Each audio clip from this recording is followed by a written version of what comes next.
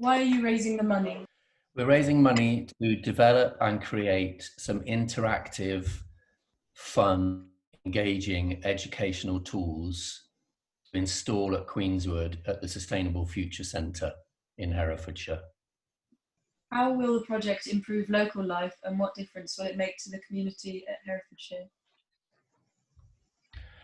So in terms of the impact on local life, if we can get more people thinking about the relationship between nature and sustainable development, the relationship between human activity and the natural world, then there's going to be a knock-on effect in terms of how people look after their own environment. We already live in a very beautiful part of the world. Herefordshire is a beautiful county. We've got a lot of nature, a lot of natural capital.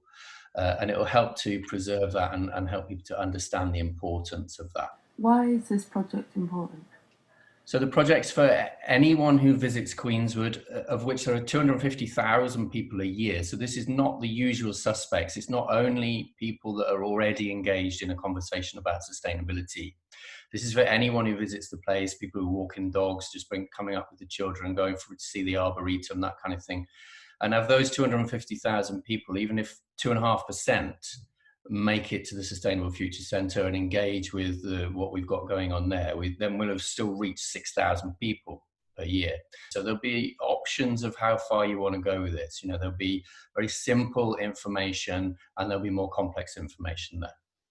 Okay, great. How will it improve local life and what difference will it make to the community? If we're trying to raise awareness of the twin aspects, if you like, of sustainable development, so environmental issues, and their relationship to the natural world. So we're looking to help people to understand improving our world, improving the natural world are basically the same thing. Okay, and how will it look when it's done? It's very dry if you just read a report from the UN about the latest biodiversity figures or whatever it might be.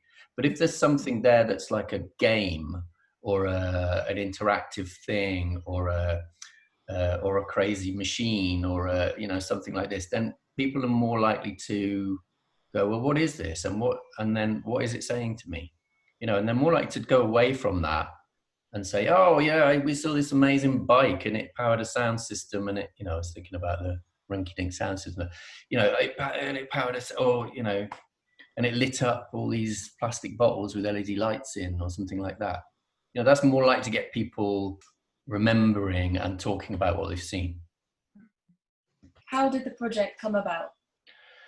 So when we set out to launch the Sustainable Future Centre up at Queenswood, we asked a lot of people via a survey what they would like to see.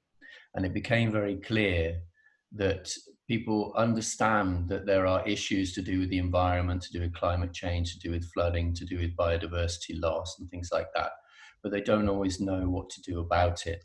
And so one of the things that came through very strongly from our survey and feedback from people we talked to and asked questions of was, we want to understand what we can do. We want to understand more about the issues, but also what can we do, practical day-to-day things that we can do locally to help globally.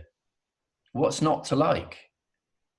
Because, what we're talking about here is with something like this, if you can put this stuff out there where it's going to attract or people are going to notice it who maybe don't normally engage in this type of thing, then I think it's got potentially got a reach that's beyond what we would normally expect.